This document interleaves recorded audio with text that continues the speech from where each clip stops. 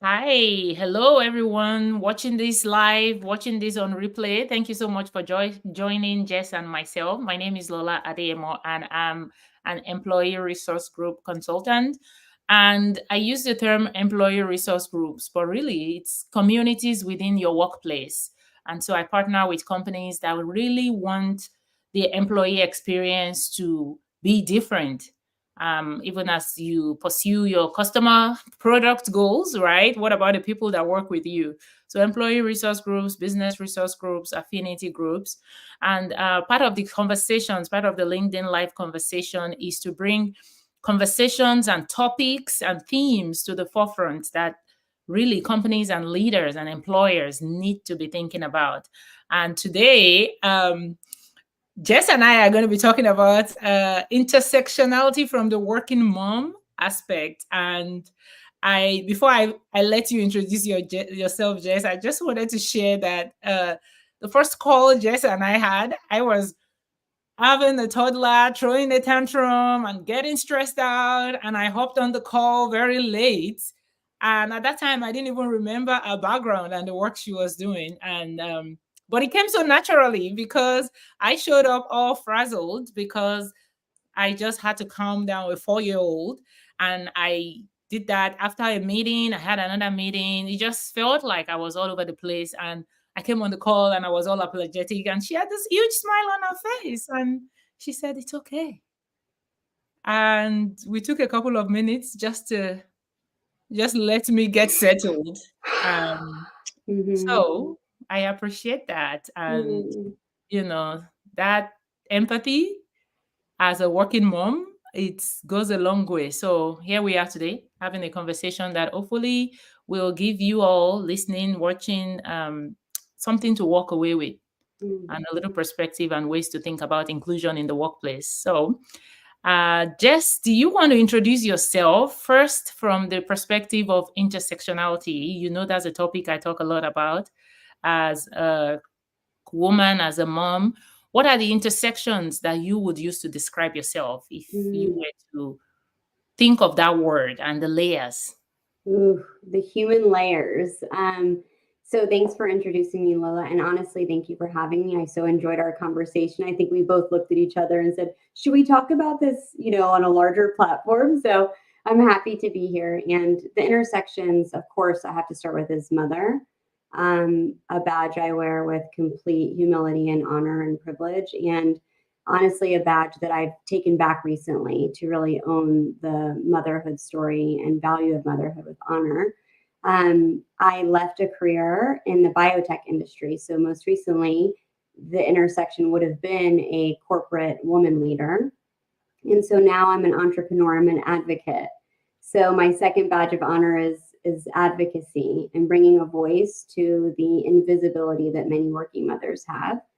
And then the final intersection would be just human. I am a complete and utter human, trying my best. And I think that we all deserve to have some humanity back in the workplace. So, my goal in this conversation is to bring the story of what does modern motherhood in the workplace look like? What is the environment for a mother in today's day and age? What's the history been like in working in the workforce as a mom? And it was refreshing to meet our conversation with your vulnerability, because vulnerability is often met with a sign of weakness. And I think we're trying our best, and I applaud you for everything you're doing, and I'm just so happy to be here. So I hope that answers the Yes, it intersection does. question. It does. And I love to have people introduce themselves from that because it gives a lot more insight into who a person is when you Mm, ask from that perspective. Some things that you might assume when you see somebody's name or you even see someone might not be what's at the forefront of their mind, right? So letting people show you how they show up, how they want to be perceived, is completely different from assuming that you know who the person is. So advocacy, that was one of the words you used, and even that simple question that we just talked about, right? I've asked it at the beginning of different talks and presentations, and it's amazing how people choose to answer it. mm, If I say, tell me about yourself, tell me about the intersections that define you. And sometimes people use single words, sometimes people use phrases, sometimes people use like actionable Mm. words, right? So it's just different when you listen and let people tell you in their own words. I love that question. What a great question to bring us together on. Really, I love that. So, yeah, I think, I have a lot of lofty missions and goals for mothers in the workplace. I am a certified organizational coach as well. So, the intersection of who I am as a human, my lived experience, what I've done professionally, and now what does the future look like for myself and women at work. I think this is such an opportunity for your listeners and those who are, sitting in a platform or opportunity to bring support and value to maybe perhaps people that are underserved, specifically working mothers. What can we do for them? Because they definitely deserve support. Yeah, absolutely. And then, so yeah, so let's move. I mean, we're kind of moving into the work that you do with companies. But one of the words that you use, I've also used that a couple of years ago when I was trying to have a working parents um, group started Mm. at an organization. And I used working parents at that time, even though we were spinning off of a women's employee resource group, was the company at that time said, we this is not a minority population. This is not a minority population. You're trying to start a group for parents that doesn't fit into the way we've traditionally created spaces and groups for our employees. But that's the key word is what you said, though. It wasn't minority in terms of count and representation, but it was underserved Mm. because we didn't have spaces where we could listen to moms and understand what they need so we could meet those needs. So tell me about the work that you do and the organization. I love that. I think through my experience with this business that I've built is I've realized that oftentimes there is a bubble, a group of working parents. And the one key differentiator is that working mothers have such a lofty, invisible load that comes with the journey of modern motherhood. And then new moms that are coming back, whether they're a birthing mother, adopted mother, however they became a caretaker of a child, there are massive bio, psycho, socio changes that happen for those women.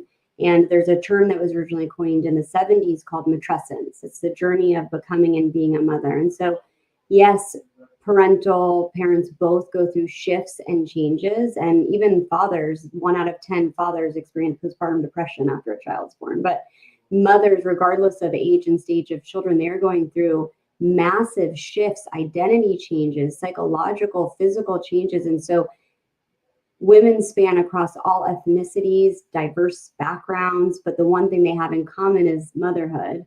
And so you're right, it's not a minority population, it's absolutely an underserved group of individuals that are in your workforce and are going through the biggest change that they will ever go through in their life.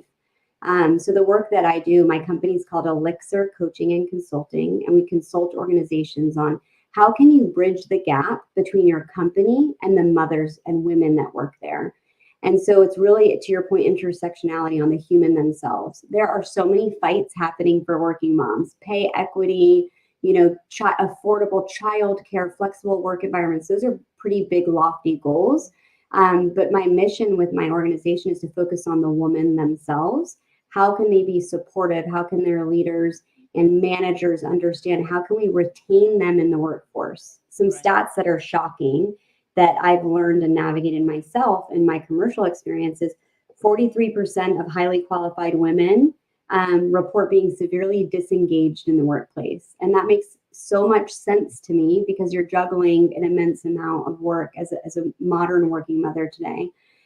So what can we do to get them engaged in the workplace? How can we build communities and offer them support and visibility to matrescence, the change they're going through?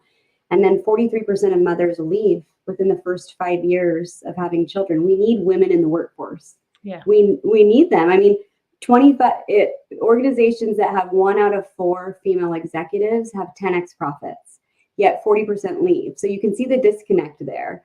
We need to retain women to have women in the workforce, and 80% of women are going to have children at some point. So Right.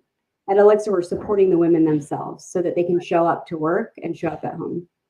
Yeah, and a couple of things with what you said is you're supporting the women themselves. So we know there's a lot going on around, pay equity and all of these other conversations. But we also know those things are not going to get fixed immediately. Mm. It's going to take a while, Yes, right? yes, And a yes. lot of time, what happens is, especially if we're talking about this in the context of maybe employee resource groups or teams, the burden to do the work is falling on these parents, these Yeah. moms themselves in the workplace, right? And so a few moms coming together to try to make a difference at their organization, that's an additional task. That's the Absolutely. whole point. Is Absolutely. you're gonna That's have such a to do this. Yes, it's such a good point. And actually, the Global Wellness Summit just came out with some interesting data that actually wellness benefits don't actually do very well, and most employees don't use them. And so, what it brought up for me is it's probably because employees want resources provided at work, during work, meaning I want my managers to have empathy training and understand what it's like for me to be a mother today, knowing I feel like a failure at work and at home because it's unrealistic today, right? Or I would like my organization to provide workshops on how do I self coach myself so I can get over the hurdles that come up in the workplace and motherhood, the guilt, the shame that comes with being a modern working mother. And so I imagine if the statistics say that most employees are not using the wellness benefits provided outside of work, how can we show them a culture of support inside work during work hours? And I think it's this education around matrescence, education to leaders, building communities for moms to feel supported at work during work hours. Right. Right. And that's a huge differentiator, right? We're talking about I have all this burden, I have all these other things that I'm doing, that I'm juggling. And again, this can be applicable to different groups. In Mhm. the context of our conversations, we are both moms. And so we're talking about this from the perspective of being a mom. You Yes. know that a lot of things still falls on you. And one of the I was giving a talk at a college, and I had young people that were asking me, why did you still decide to have kids? All Mhm. of these, it's you could tell that they were having conversations within themselves, like, can I have kids and have a successful career? And a lot of Yes. them are choosing not to right now, Yes. like making decisions because the reality that is being shown to them is that this is not possible, Oh my gosh. you know? And what a great story because I know the Gen Z, Gen Alpha data says that they're really second guessing Oh, we got parenthood. a name for the Gen Gen Alpha? Z, Gen Alpha. Yes, it's a Oh real my thing. gosh. As my 6-year-old says, search it up on the internet. Yeah, I mean, so they're really rethinking because they look at us struggling. I mean, there's 24 hours in a day, and there's not enough time in the day to take care of ourselves. Mothers are pouring from empty cups. We're Right. pouring into our careers, we're pouring into our children, we have nothing left. And so, in client interactions and workshops, I hear time and time again, little undertones of microaggressions at work, Right. or maybe a misunderstanding, or they return to work after maternity leave and nobody knows how to support them. And I just imagine a future, an environment where we are creating more pro-family cultures in the workforce and inside organizations through communities and education. Then women feel like I can show up as best I can. I'm trying. They can self-advocate. They can use their voice. They can put their name in the hat for the promotion when they want to. And everybody in that workforce knows what it's like to be a mother because you came from a mother. You had a mother at some point in time. So we're needed in this world. And in fact, there's an ROI to organizations to having women in the workplace, Yeah. specifically mothers. Yeah. So there's another spectrum of this that I wanted to also highlight is, I had somebody who shared our experience of once she told our manager that she was pregnant and going Mm, to have a baby, she was taken off of a key project that she wanted oof, to work on. yes, So we have people who think I'm trying to be helpful. yes. Now that I know you're pregnant, I'm not going to give you high profile Mm, project. I'm not going to promote you at this time because, you Yes. can handle too much stress. Or I'm not going to put you on work travel because it might be too much for you. Like, don't make decisions for me. Mm, So we have people swinging on both sides, the ones that think, well, you should just quit because yep. you need to stay home and have your baby, and we have people who are thinking, oh, I will downgrade your role so that you Yes. can have time to be a mom, Yes. right? So what do you think about that? I have so many thoughts about that, Lola. I hear it time and time again. I hear commentary about, I came back to work and my manager said, I just miss the old you. I miss the old version of you after pregnancy.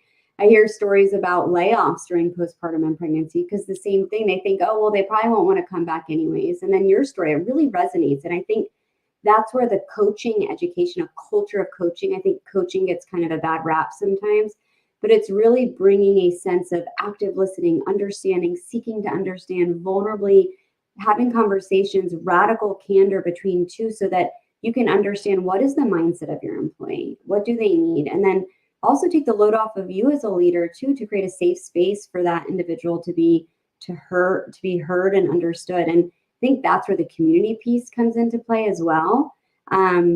Leaders need other leaders to talk to and say, hey, I've got 3 women coming back from maternity leave. I've never had this before. Can you share with me best practices? Or not always going to HR for everything. Reach out to your peers, right? And so I think creating that education and environment of all parts functioning, the women understand what they're going through. They have community and support, self-coaching tools. Leaders have empathy and understanding of how to retain these women, because perhaps that story you just told, what if she became the next COO? We have no idea because we will never find out. Right. And yeah, to your point, I once had a manager like that too. Well, it was my second child, so I kind of knew the ropes already with the first one. But I remember telling my manager, who was a remote manager at that time, right? So he's not even on my side. I told him ahead of time because of the project I was working on, just, hey, I'm pregnant, so I'm gonna be out probably around this month.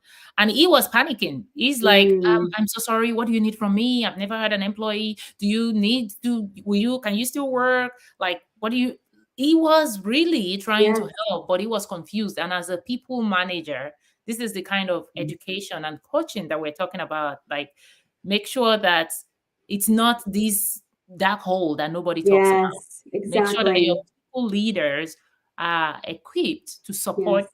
moms when Yes. things happen. If you have to pick up your kid, or if you have an emergency, which is real life, which is day to day. Real life. I love, Lola, you nailed it. I mean, we can't pretend we're not moms at work, and organizations can't pretend like we're not moms. We have got to take care and child rear. There is value in mothering, and we can't forget that. It is so important. And so when I look at, ERG interactions, typically they're short, workshops. You come in, you tell a story, and you leave. You don't get that sustained engagement. You don't get the culture building. You don't get the world where it continues after you do an educational workshop. And so, ultimately my goal is for long reaching supportive health and wellness benefits to really support those mothers, whether they want to work or have to work. They deserve to thrive in the workplace. And I think we do, there's this, it's the highest DEI spending, it's the highest HR, investment time, I think, in a very long time in history. The data says that people are spending on these things. I just want to make sure that there's room for mothers to also thrive in the workplace as well. Yeah, and we have a lot of research that has even shown the technical skill side of it. I mean, as a mom with a 10-year-old, 8 years old, 4 years old, you're a project manager. Yes, yes, You're managing schedules and financial spends and people's yes, calendars, right? yes. There's actually a science behind that. If you look at the cognitive research behind matrescence, when you become a mother, you have all this neuroplasticity happening. Your brain is completely remodeling and rewiring, and the long-term benefits of that neuro rewiring is it goes on forever for the rest of your life. So we become these high-functioning multitaskers, which is why you just mentioned we're very valuable to have at Oh yeah, work. You just need yeah. to keep us there. We choose it to keep us there, and even for people that don't become moms, life happens, right? Mhm. Like different things. Your employee who is not a mom, your employee who is a male, whatever, there are things that could come up. So, as a Mm, manager, as an employer, as a leader, what processes, what systems do you have in place to support employees when life mm. happens?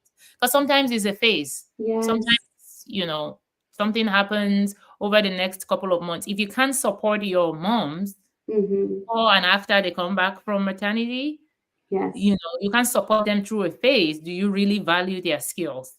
Ooh, Right? that is powerful because I think what you nailed in that sentiment is, what does support look like? What do they need from you? I think many time managers are fixers. We want to fix things. We want to tell them just do this or take a day off. And really those employees might just need space to be heard and to feel supported in that moment, and asking, what do you need from me? That's coaching mindset. That shifts your culture, is just creating an environment where they can show up as humans and giving a place to be heard. Not everybody needs to be fixed. So I think that's really valuable insight, is regardless of caretaker environment background, it comes with a culture of empathy. And I think you really shared an important sentiment there. Well, yeah, as a mom and an advocate for moms, I Yes. am grateful for the work you do, because I think what gets lost is that care Hmm. for mothers. So, Hmm. what kind of resources do you offer Yes. for moms in the workplace?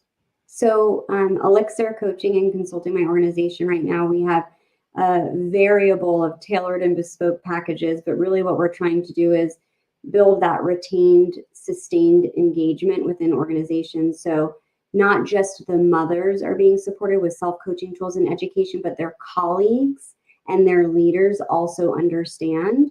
And then the community building. So, for example, we can do 3 to 6 month engagements where it's continual support for women with group coaching, community build outs, curated Slack channels, whatever your organization needs. It really starts with, what is the conversation? Where's the gap that exists? What do you need for your moms to thrive?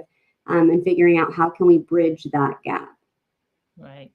Do you do a lot of work with working parents, employee resource groups, or working moms, or internal Yes, networks that already exist within the yes, organization? yes, predominantly going into organizations to support them through their umbrella leaders, human resources, or the leaders themselves bring us in. And then within community groups. So oftentimes outside of organization communities, working mothers are looking for support. Right now, you can Google, there are probably a dozen right at the tip of your fingers, online channels for working mothers, the Society of Working Moms, Nelly community. I mean, the list goes on and on. So they're looking for these communities.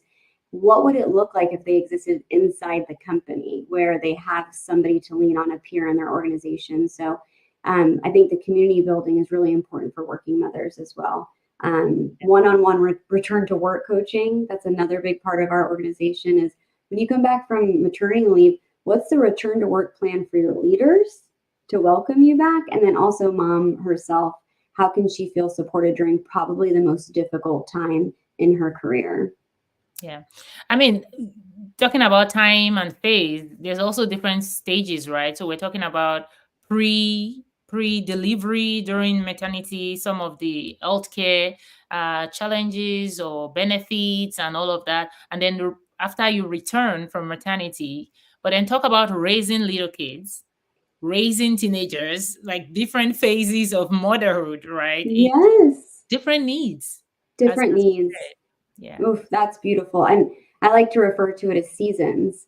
You will meet a new version and identity of yourself as a woman, and a mother throughout your entire child's life. Maybe it's kindergarten drop off, or your first time having a driver in the house, or you're an empty nester for the first time. Gosh, Those I don't are want to think all about that yet. your, The driver in it. I'm not, my children are not allowed to grow up. I've already told them that. So they've received that message. And but I know that I'm in a new stage of motherhood I've never been, and that's requiring new identity and self that I've never had before as well. And so really leaning on mothers and other ages and stages who have perhaps been there, it makes you feel like you're not alone and that this will pass and you can get through this and you deserve to have the career you want as well. Yeah. And, call out for empathy also from those that don't have Mm, kids in the workplace, because I think this is part of why this is not talked about at work, because it's almost like you chose to have kids. And I know mm, I had somebody say that to me once, after I had my second kid, and I was just like struggling because there's a big shift from having one child to now having two kids with two different schedules and needs. And I had somebody who didn't have any kids say, "Well, why are you complaining? It's your choice mm, to have multiple kids." And that statement was made so flippantly, mm, but it stuck with me. I mean, this was like 7, 8 years ago. And I still think about it, that I don't ever want to give the impression that I don't love my kids yeah. or that I resent my life, but understanding that only a group that gets it can really, the support and understanding that only a group of other moms can provide. Mm. I think that's invaluable, having that in the workplace. So Absolutely. I imagine that experience would have been so different for you if that colleague had any sort of emotional intelligence training or empathy or something, because just because it's not his or her choice doesn't mean that that should be a black mark on your list and something to be held against you. right, right. And, it's the same thing with conversations around women that choose to adopt, Yeah. right? I have a kid. How I got my kid, irrelevant. I have a kid who is my child, who I Yes. love, who I have to care for. Yes. What do I need as I go through this phase? Um, Yes.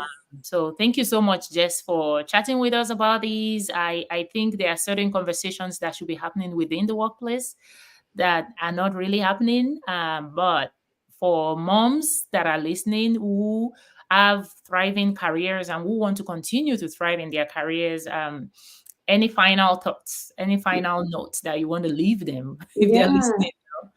I would say I think women can self advocate. It's okay to use your voice. So if you feel like your organization can benefit from some sort of structure like this, use your voice, self advocate, reach out to me. But also know that you're not alone, although every motherhood journey is different. We are all connected as mothers. And it doesn't benefit anybody to feel bad. If you feel like you're failing at work, you're failing at home, there is no such thing as super mom or perfect, and we're all just trying our best. And I think it would be a much more compassionate working environment if everybody understood our journey. Yeah, yeah. And I was also having a conversation with someone who is in HR a couple of days ago, and she talked about our concern that we've had a couple of moms quitting, even though Mm, I've tried to be supportive, I've tried to ask them what they want. And so I think another aspect of these, and the reason why this is a conversation we're having on this platform, is that even though HR and leadership might say we have benefits in place, we have something in place.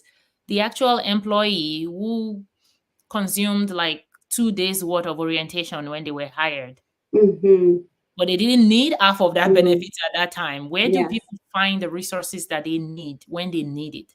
How accessible are we making, yes, these benefits, this coaching, these training yes, for managers and moms? absolutely. And I think you bring up a good point as well, because that requires people to be vulnerable and say, I need help, or I need something, or maybe they're not ready to share they're pregnant yet, whatever the story is. And so that's where the community really comes into play as well, to know that they can go outside of the human resources team to find answers and get support. So yeah, I think making sure that it's accessible and the why behind that is really important. Yeah, absolutely. Well, thank you for chatting with me today, Jess. Yes, thank And you. if you are listening, watching this on replay on LinkedIn or on other platform, on LinkedIn, you can feel free to connect with Jess or myself. Jess joins us on our first Friday, all things ERG calls as well. So that might be a great place to catch her. But Jess, do you want to share your email? It will be in the comments for LinkedIn. But if you're watching this off of LinkedIn and you would like to follow up, please reach out, send us an email, and would love to connect with you and share additional resources to support the moms at your organization and to bring something for your leaders. If you are not in that position where you can make this kind of change at your organization, but you know you will benefit from these, we will also help have that conversation with your leadership. Thank you very much. Thank you, Lola. I so appreciate it. And would you like me to put my email in the chat? Yes. Do you want to say your email? I'll do both. So my email is jess@elixir, ELIXR, coaching.com. And it's in the chat as well. And feel free to message me on LinkedIn, whatever I can do to support the mothers in the workplace. If you have questions about how you can improve the support system and culture for mothers as well, retainment is such a huge talking point. I'm happy to just discuss those things. And I'm just so passionate about this topic. Lola, thank you so much for being empathetic yourself and engaging. This is such a pleasure to chat with you. Well, thank you for showing up as you and showing up and seeing the mom side of me, because how else do we know? Do we remind ourselves? Because sometimes I think when you are consulting and you're doing the work or you're leading an ERG and you're advocating for others, you sort of forget yourself. Right? Yes. You get really engrossed in it. So thank you for showing up as yourself and being a support, and also coming in to encourage ERG leaders and organizational leaders about this topic of support for the working mom intersection. My pleasure.